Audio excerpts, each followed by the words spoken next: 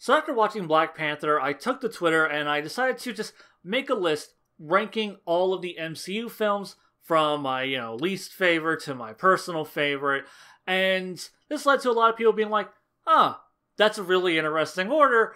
Would you mind explaining it? Or this should be a video where you actually explain why you ranked them the way that you did.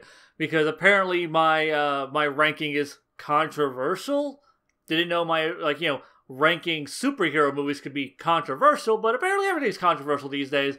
So yeah, I had controversial opinions, as I do with everything ever in existence. And since Avengers Infinity War is coming out this month, the big one we've all been waiting for, Thanos versus the Avengers, no really a better time to do it than now. So yeah, I'm just going to go through my list, ranking them, and explaining why they fall into positions that they do.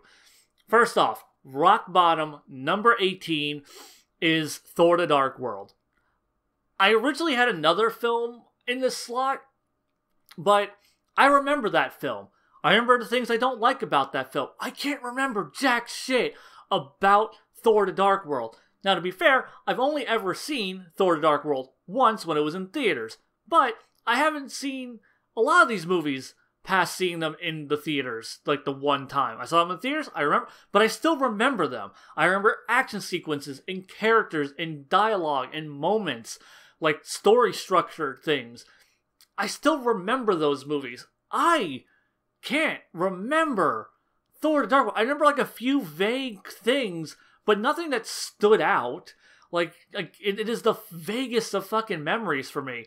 And God, it was already, I remember being a boring, uneventful film when I saw it, but now thinking back to it, years later, I'm like, I don't remember shit about this movie.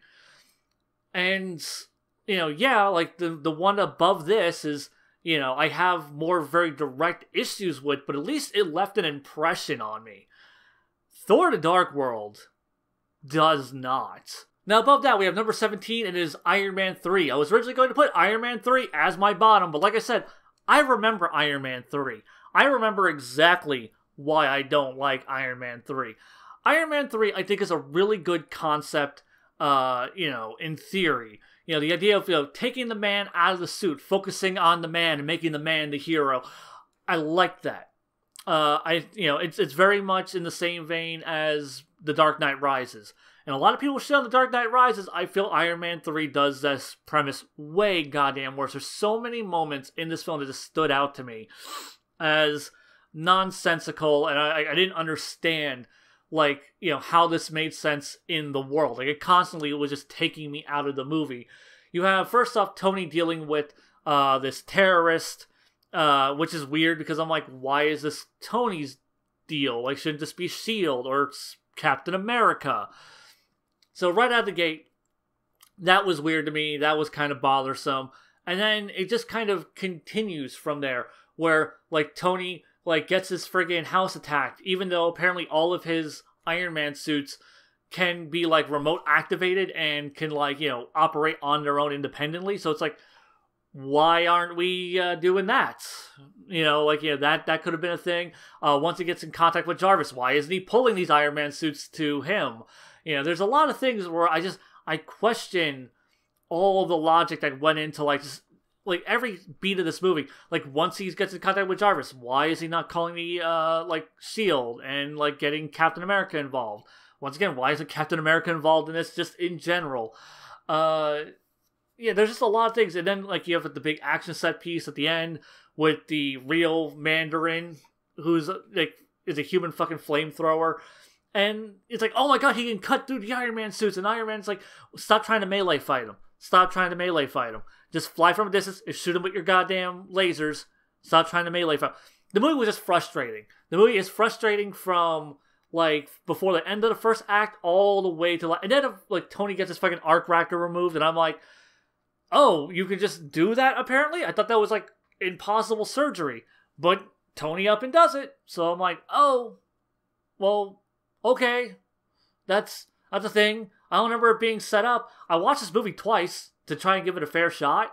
And the second time I was like, no, all the things I disliked about it the first time, I still disliked about it. It's got, good things in it, but fuck, man, like, all the bad shit just really weighs this movie. All the nonsensical shit that constantly just pulled me out of the viewing experience.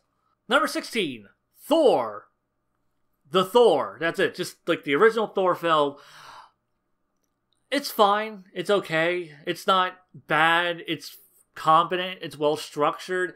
I think the romance between Thor and Jane Foster sucks. It is completely uninteresting, completely just ham-fisted, completely feels inauthentic, really shallow writing there.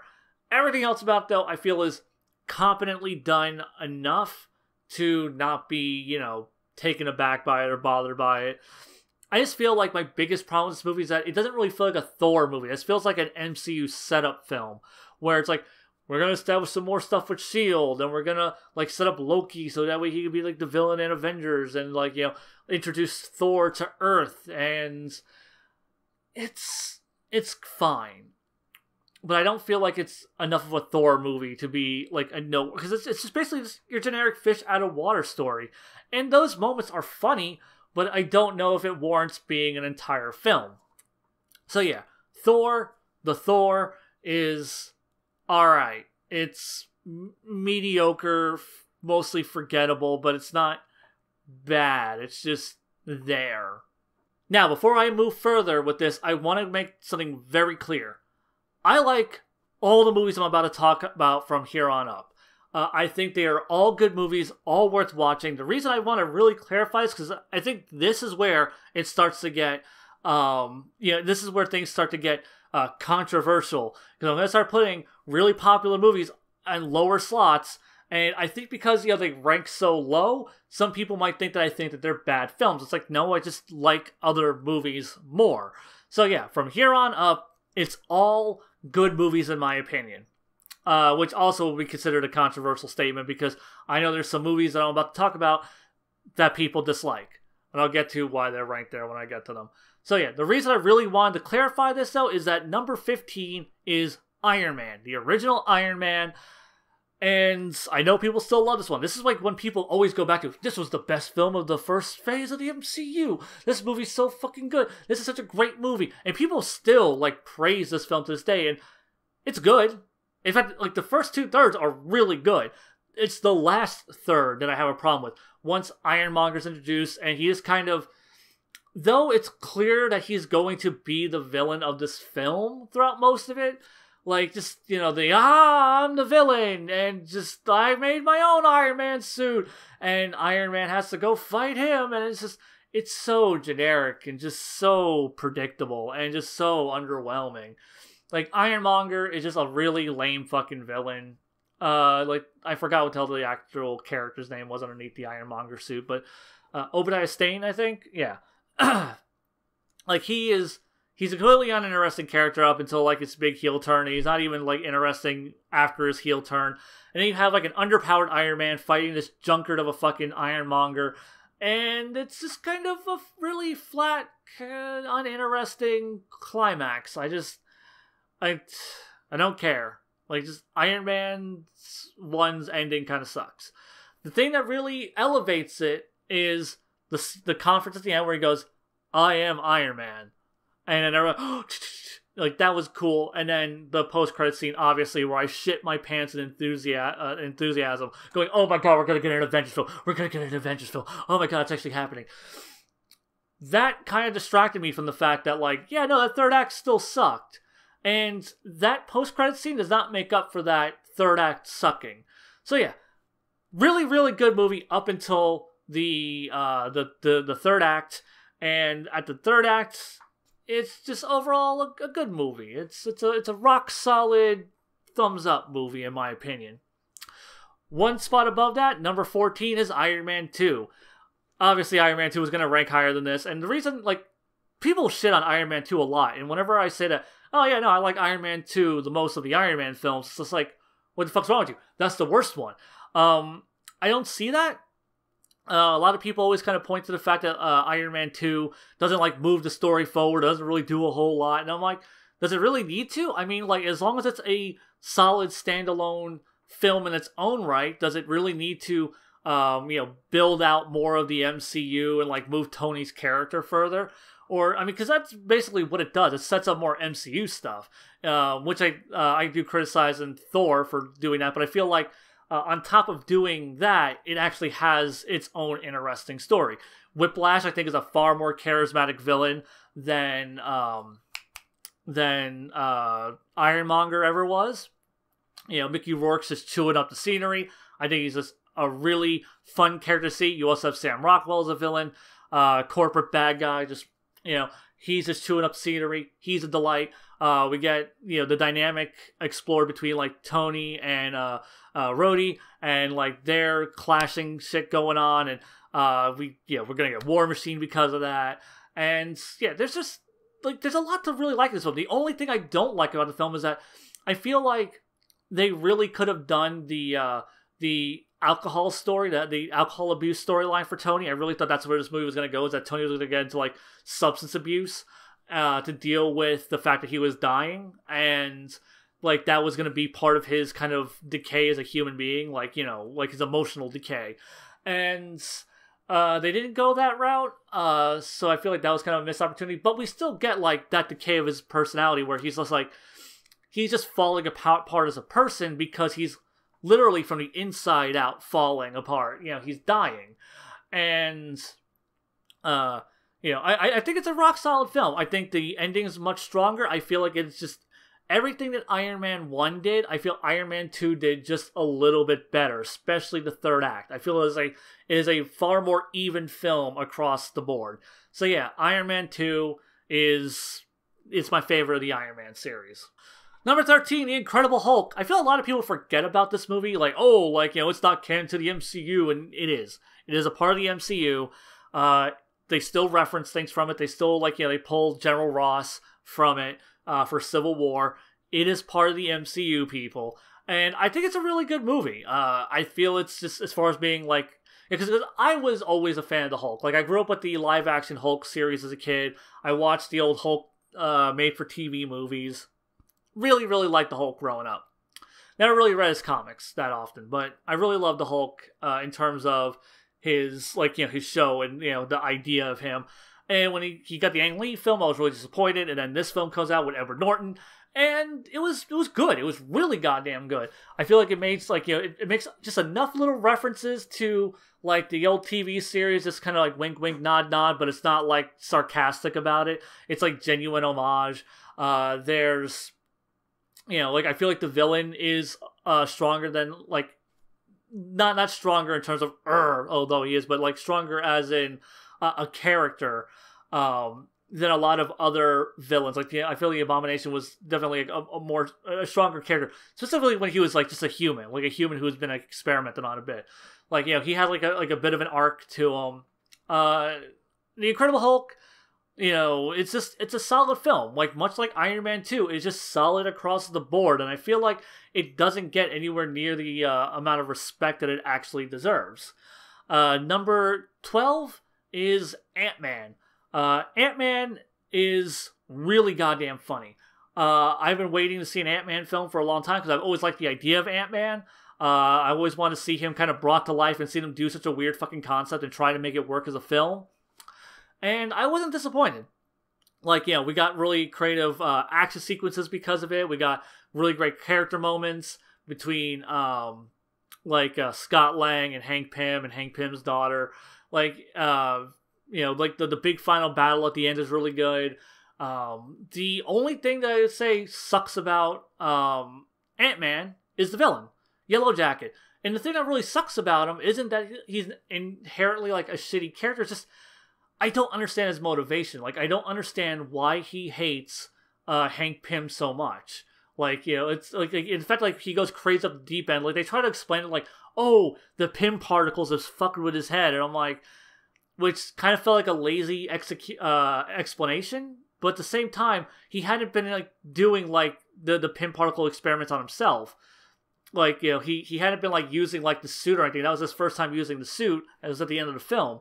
So it's kind of weird for them to say, that line didn't really make sense to me. So yeah, I didn't really understand his motivation. He kind of falls flat as a villain. He's got a cool design at the very least, and he led to one of the most interesting battles in any MCU film. Like, that Thomas the Tank Engine scene is fucking gold. Everything else about the movie, really goddamn good, but, like, its villain was just really lacking. Like, it just did not have that strong of a villain. So, yeah, that was number 12, so that would put this number 11. Number 11, Doctor Strange. Doctor Strange, it's Iron Man. It's Iron Man with magic. And, like, and I mean, it is the exact same fucking story structure of rich asshole who's super talented, has something tragic happen to him, and then he has to, like, build himself back up, and the thing that builds himself back up leads him to be a superhero and have his big climactic superhero showdown. Normally, I would rank something like this lower for you know, clearly just copying another film structure like that so blatantly.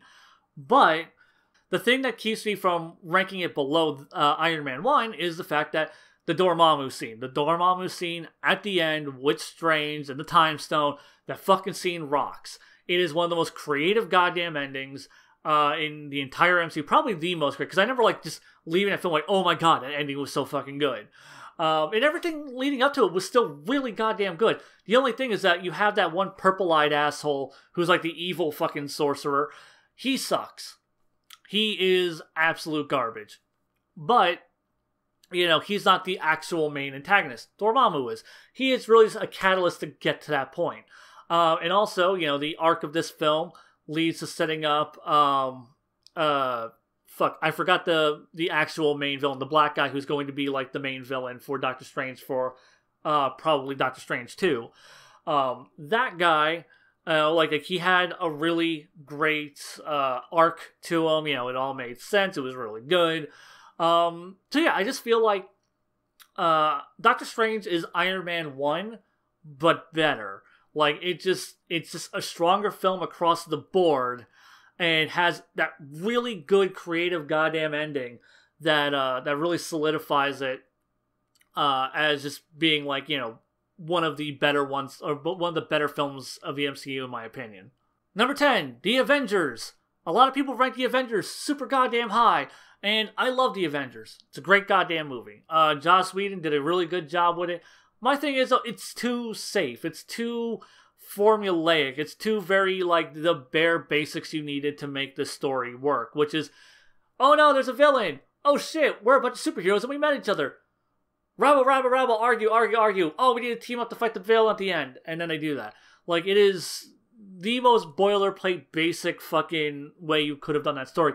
The only thing that really elevates it and makes it so noteworthy is Joss Whedon's writing, where he really gets really good, strong banter of the characters and have them bounce off each other really well. Both in terms of how they speak to one another and also how they fight. Both working together and working against one another. So yeah, that's really what elevates the Avengers for me, but it's so basic. It's brilliant. It's very well executed basic, but at the end of the day, it is still very, very goddamn basic. Number 9, Guardians of the Galaxy. Another really big fan favorite. I think it's really great. Great characters, great setting, you know, great story. Well, okay, let me retract that last one, because the story is some asshole wants a powerful MacGuffin and is gonna destroy the universe. Running the Accuser, shitty fucking villain. He's so fucking boring and shit. In fact, this movie really should, in my opinion, be ranked lower. But the strength of everyone else, the Guardians of the Galaxy themselves, is what really elevates this movie and makes it more noteworthy in my mind. Like, you know, that's the things that I remember, was the banter between the characters and how they had to work together and how they bickered, and just the humor and charm of the whole thing.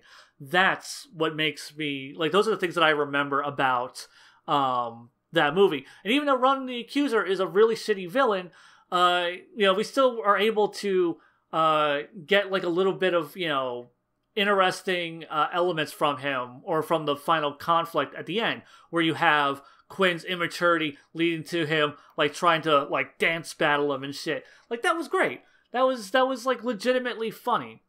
And yeah, If this movie had a better villain, it would definitely rank higher, but it doesn't. Fucking Ronan the Accuser sucks. Everything else about this movie is great. It's fucking awesome. Love the not the Avengers, Guardians of the Galaxy. I love the Avengers also, but I love Guardians of the Galaxy just a smidge more. Number 8, Thor Ragnarok. Oh my god, we fucking made a good Thor movie. It took us forever, but we did it. And yeah, this movie's great. Really funny, really striking visuals in terms of the art direction. The only thing, the only real complaint I have about it is the structure of the story just feels kind of wonky and all over the place, because you have like Odin dies and oh shit, Hela's here, and Hela's like taking over Asgard and murdering all these fucking people while Thor's off on another planet having a fun buddy adventure with the Hulk, and then everything ties back into like just, you know, like a big fun adventure, and then it all kind of ends with like the destruction of Asgard, and I'm like, oh well shit, like it's like a real downer ending, all things considered, for what was a really fun light film. But it wasn't really a fun light film because you had Hela off screen like murdering and pillaging and fucking just being like a super bitch. Thor Ragnarok, really goddamn enjoyable film, but just like I said, it's the structure that holds it back. Like I said, I think it's one of the most visually interesting films. I think it has some of the best character dynamics between like Hulk and Thor.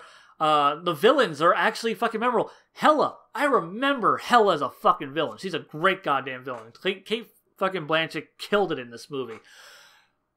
But like I said, like the structure's just kind of wonky, and you know that's kind of what makes me rank it a bit lower. Number 7, Black Panther. A lot of people keep saying Black Panther, the best fucking movie in the MCU. Oh my god, it's so groundbreaking. It's so great. It's really good. It's good. I like it.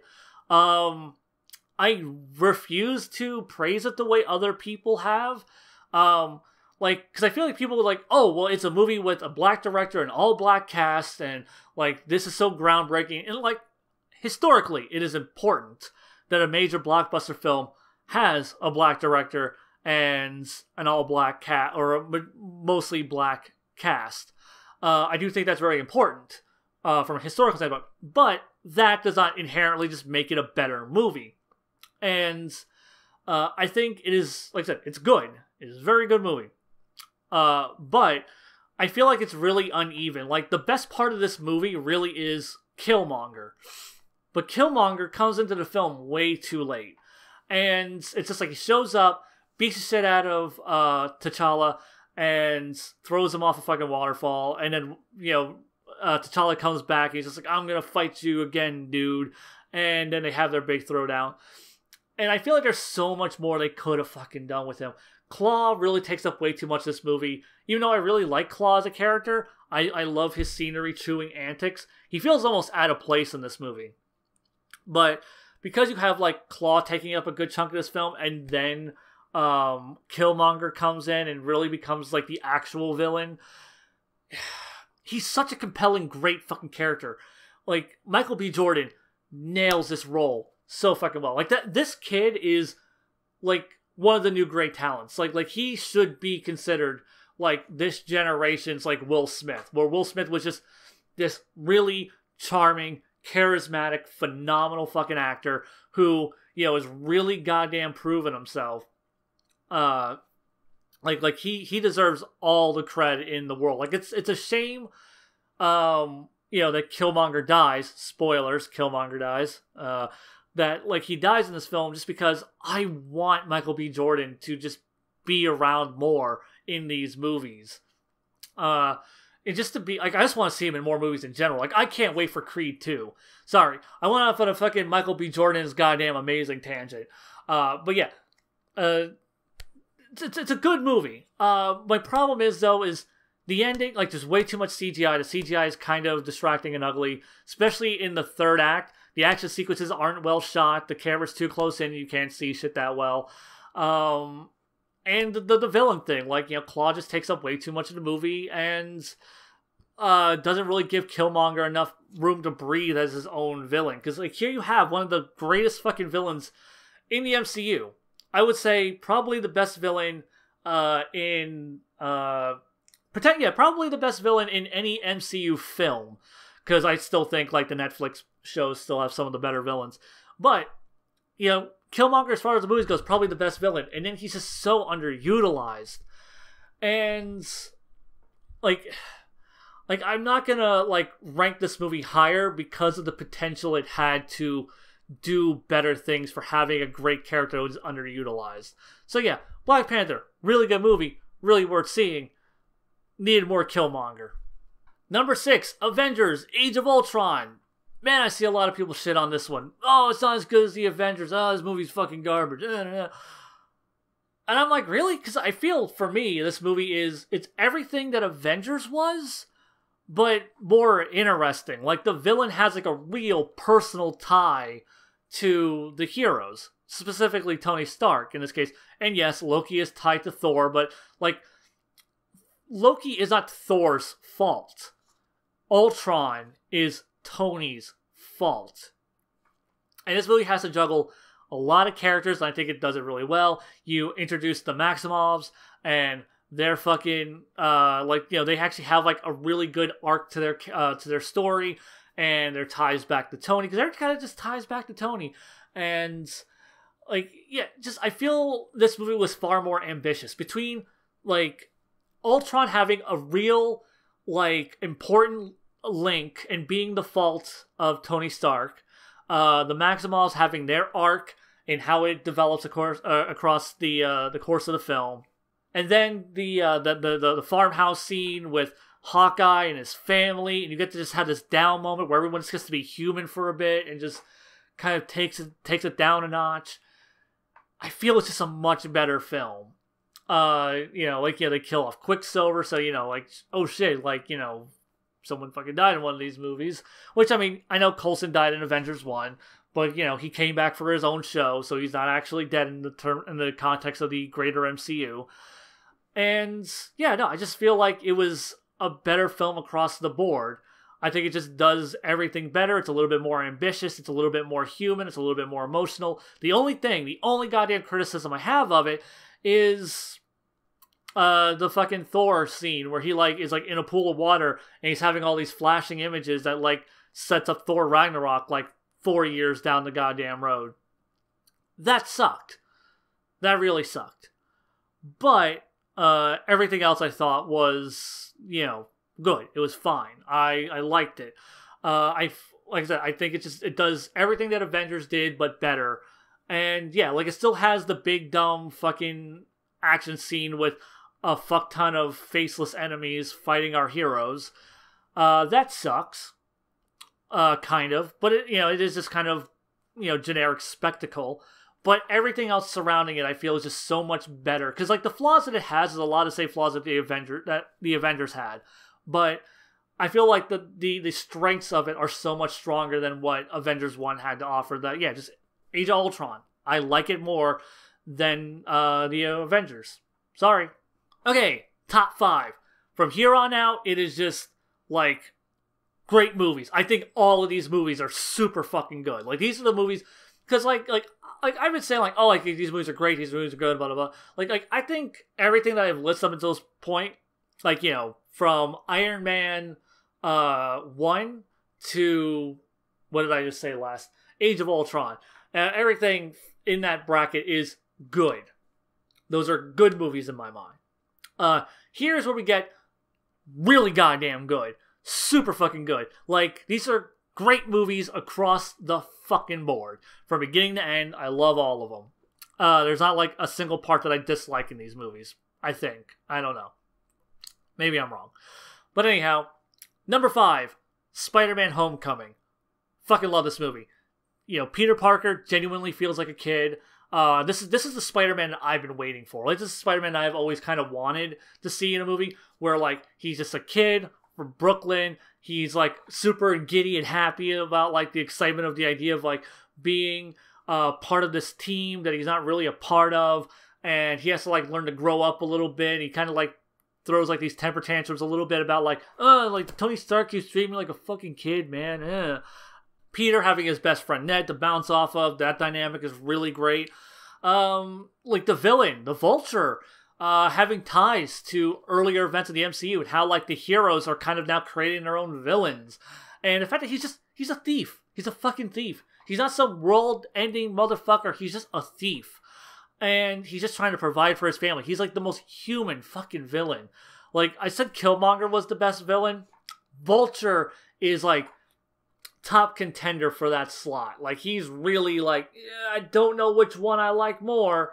Like, you know, like I feel if Killmonger had more screen time, it'd definitely be him. But man, Vulture's really well done in this film. Yeah, it's just a great movie across the board. I love just all the wit and the humor and just the humanity that they bring to Peter Parker. The fact that he is just kind of this kid from Brooklyn. Just everything about this movie, I love. Like, I watched it again recently, and for like my third time, and I love it just as much as I did the first 2 times. It's just such a good goddamn Spider-Man movie. Not my favorite. I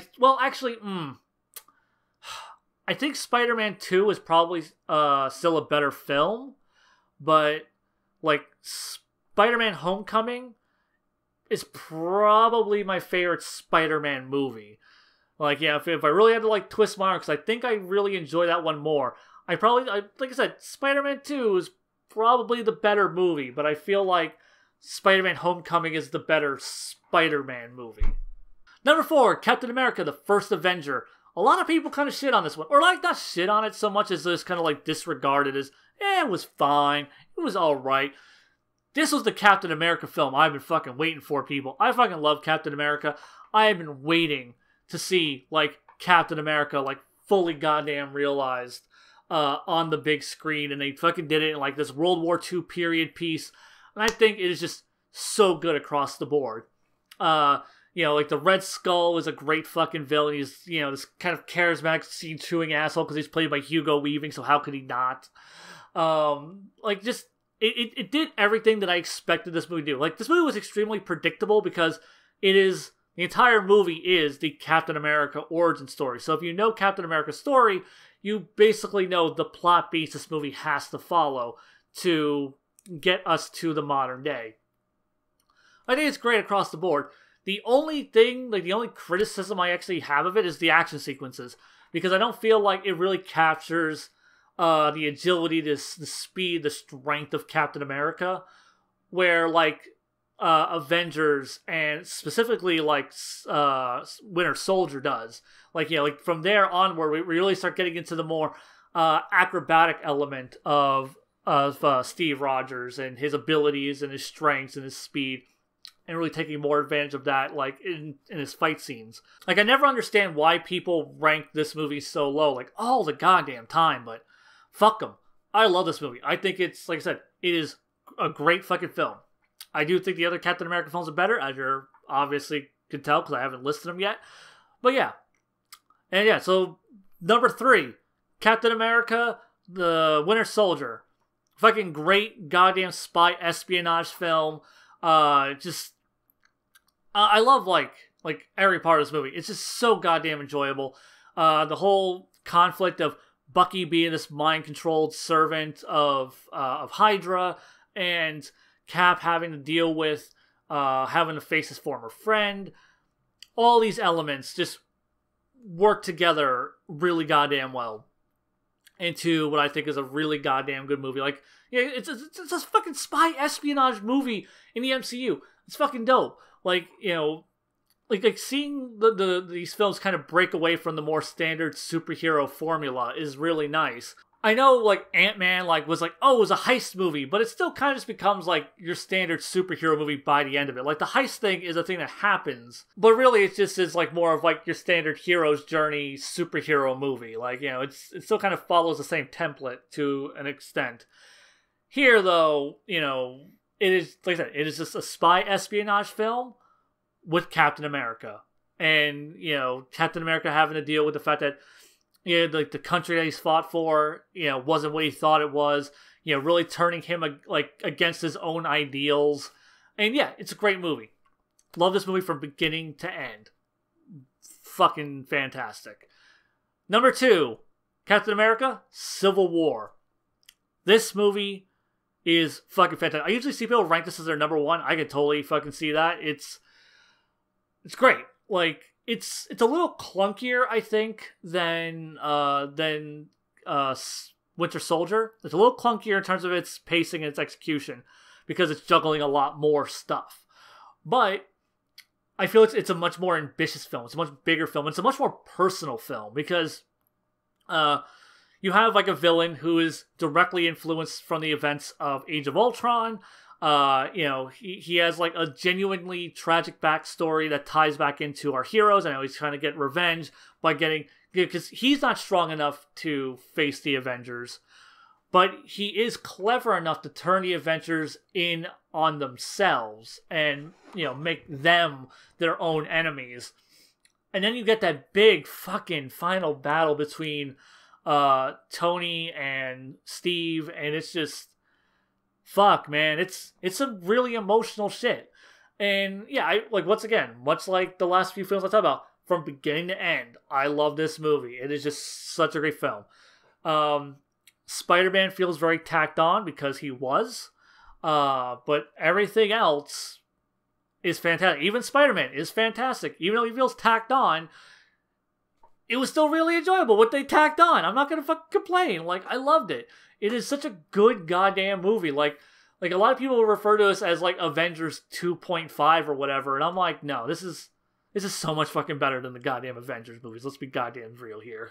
And this is a Captain America movie. The Captain America movies feel like they're engineered to be the best films because each one is so drastically different from everything else the MCU is doing. The first one is a period piece war film. The second one is a spy espionage film. The second one is, the superhero registration, like heroes versus heroes film. And it's a really, personal battle that these characters are going through. This is, as I said before, it is, the film that shall not be mentioned done right. It is such a great goddamn movie. And yeah, the fact that it gets ranked number one for most people, I'm like, yeah, of course it does. It's fucking great. Now, as for my number one, because I haven't gotten to number one yet, and if you're trying to figure oh, well, wait, which one could be higher than this one? I don't know. Guardians of the Galaxy Volume 2. When this movie came out, I was seeing people's reactions to it first, which was, oh, this movie sucks. Oh, it doesn't have a fucking story. It's so much worse than the first one. This is probably one of the worst MCU films. And I'm like, really? Oh, man. I was really looking forward to this. I thought they were really going to, step their game up. And I go into this movie, and I fucking love it. I'm like, what the fuck are you people talking about? And I realize what the fuck people are talking about is, it seems like it's the problem here is that it doesn't have, like a big central villain that overarches throughout it. And it does. It's Ego. Ego is the villain. It's just he's played up as this good guy, but you can tell that there's something under the surface there. I've watched this film twice, and it's the second go around, you can see that kind of undercurrent of Ego's the villain. Mantis is really uncomfortable. There's clearly more going on here. And, really though, the villain is not, or the story isn't even that the important part of this film. It's the characters, the emotion that they bring to it, and all of just the development that these characters go through. Because this film is really about family. This film is all about family, way more than any other fucking because movies I say oh well it's really about family. I think is what Carrie Fisher said about the new Star Wars movies or whatever.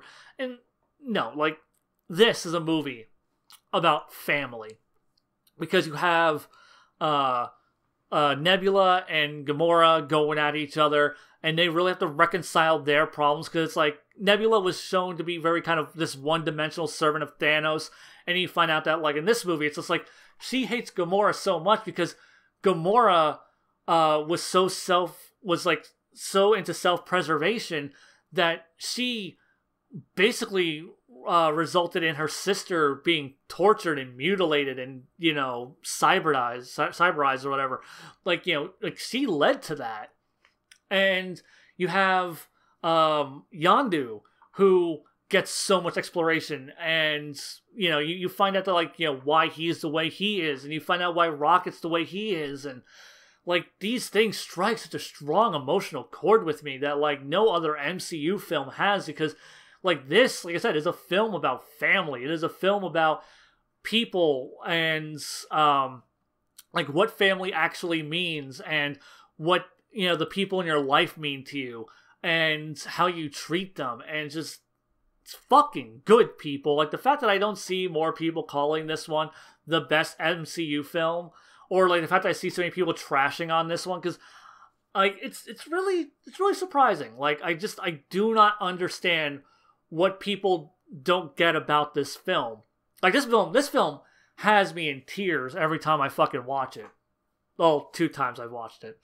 But, you know, like, the scene with Yondu, where he goes, you know, he may have been your father, but he ain't your daddy. Like, that's, the feels. When Yondu dies, the feels. Yondu's funeral, shit, the feels. And then the one that got me the most is at the end, where Rocket's just like all of his friends came back for him.